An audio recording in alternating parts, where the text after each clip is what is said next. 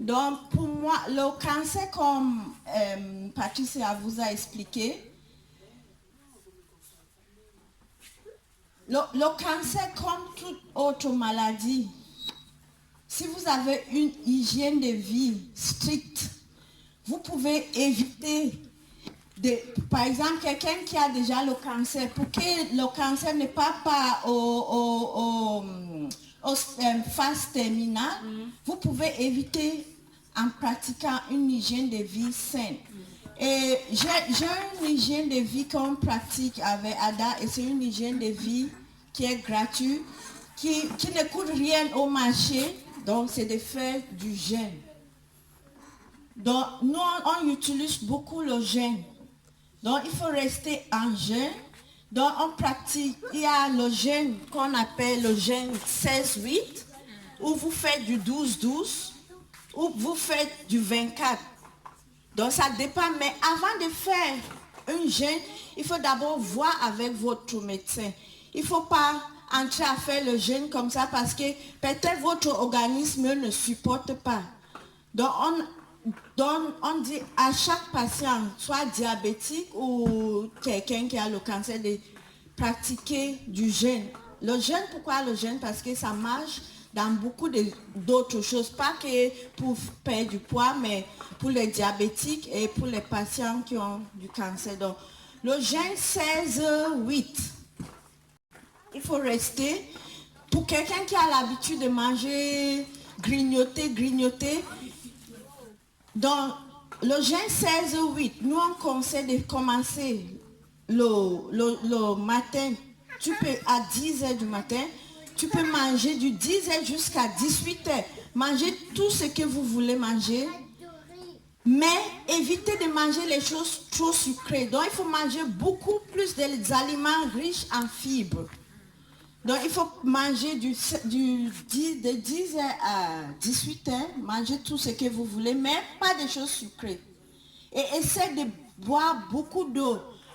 Nous, c'est pas que de l'eau normale, mais on conseille surtout les patients qui sont pas diabétiques, j'ai pas toujours de diabète, qui ont du cancer. Il faut essayer, faire du sacrifice, acheter un appareil qui peut vous faire de l'eau oxygénée. Parce que cette eau oxygénée, ça aide pour régénérer les cellules qu'on a. Donc quand tu fais ton jeûne, soit le 16-8 ou le 12-12, tu essaies, tu tues beaucoup de cellules qui sont déjà dans toi. Donc pour les gens qui ont du cancer, donc si tu es en jeûne, les cellules que vous avez déjà cancéreuses, ils n'ont pas des aliments puisque vous êtes à jeûne. Donc qu'est-ce qui va se passer? Ils vont mourir. Et quand ils meurent, votre corps va essayer de régénérer les nouvelles cellules. C'est entre français et anglais, tu me diras.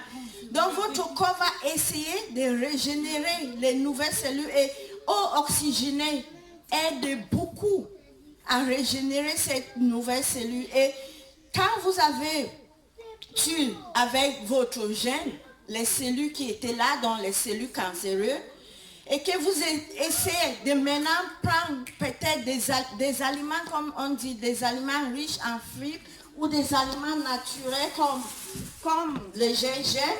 Vous prenez les choses comme des gingembre, des l'ail, l'oignon. Donc dans votre aliment, il faut essayer de manger beaucoup plus tout ça, le citron. Vous essayez de prendre toutes ces choses-là qui sont riches en fibres. Moi, des questions après.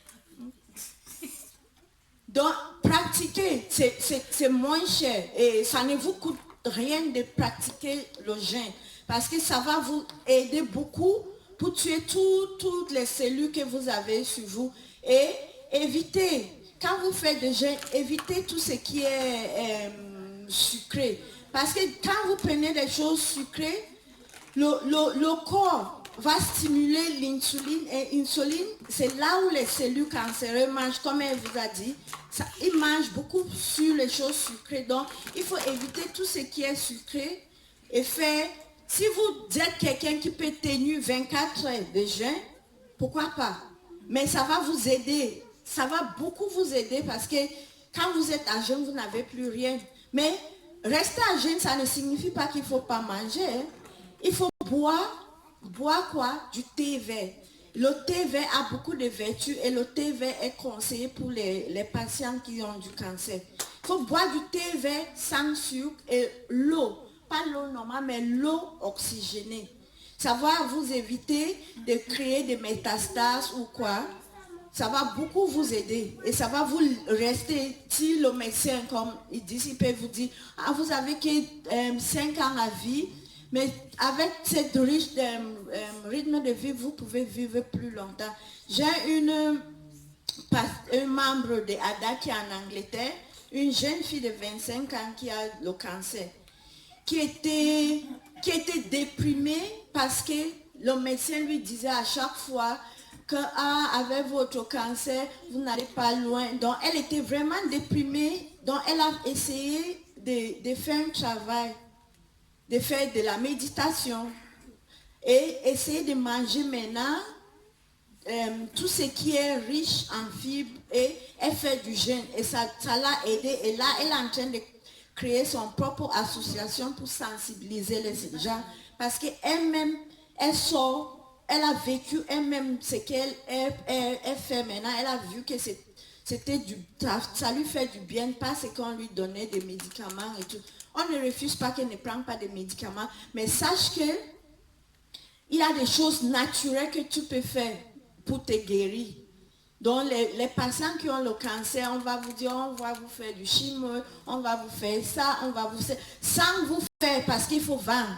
L'industrie pharmaceutique doit vendre les médicaments sans vous conseiller que non, vous pouvez rester à jeûne. Ça va vous aider de tuer tous les cellules cancéreuses qui sont sur vous. Et après avoir été à jeûne, vous pouvez prendre ça, qui est naturel, qui ne vous coûte rien, absolument rien. Mais vu qu'il faut vendre les médicaments, on va vous toujours prescrire. Et quand vous êtes quelqu'un qui a du cancer, vous avez mal, vous êtes déprimé, on ajoute encore un antidépresseur sur tout ce que vous avez comme médicament. Et évitez de fréquenter les gens négatifs. Parce que quand vous avez du cancer, oui, les gens négatifs, ils sont là, ils vont vous dire, oh ma pauvre, tu as ça, ça joue aussi sur le moral. Donc évite, essaie de créer dans ton entourage, essaie d'éliminer tous les gens toxiques qui sont autour de vous. Parce que c'est eux qui vont vous encore ajouter la maladie. Parce qu'ils vont être là seulement pour vous dire les choses négatives qui vont encore vous déprimer. Alors que si vous êtes entouré aux gens, peut-être les gens qui ont la même chose que vous ou les gens qui sont positifs, ils vont vous motiver parce que le moral aussi, ça joue sur la maladie. Donc si vous êtes quelqu'un qui a mal, le cancer, ça fait du mal. Donc vous avez cette douleur qui vous fait mal. Et puis il y a quelqu'un derrière vous. Ça peut être votre mari, ça peut être mais ça peut être votre entourage qui est là, qui te déprime encore avec quelque chose de douloureux alors que vous-même vous avez de la douleur dedans vous. Donc il faut essayer entourez-vous aux gens qui sont positifs et avoir la foi. Parce que la foi, si vous avez la foi, ça guérit. Moi, je dis que la foi guérit. Donc, si vous croyez que sans produits chimiques et que je fais mon jeûne et que je prends tout ce qui est naturel, ça va me guérir, ça va vous guérir. Donc, il faut avoir la foi. Il faut avoir trop de foi. Et moi, je conseille beaucoup aux gens de faire la méditation. Parce que quand tu fais la méditation, tu te concentres sur quelque chose. Et quelque chose de positif. Pas quelque chose de négatif. Parce que moi, depuis que comme je vous ai dit que je sors de loin, depuis que j'ai fait mon voyage, j'ai essayé d'éliminer tous les gens qui sont négatifs à côté de moi et je conseille les gens, j'ai les amis qui ont du cancer et c'est ce que je les conseille.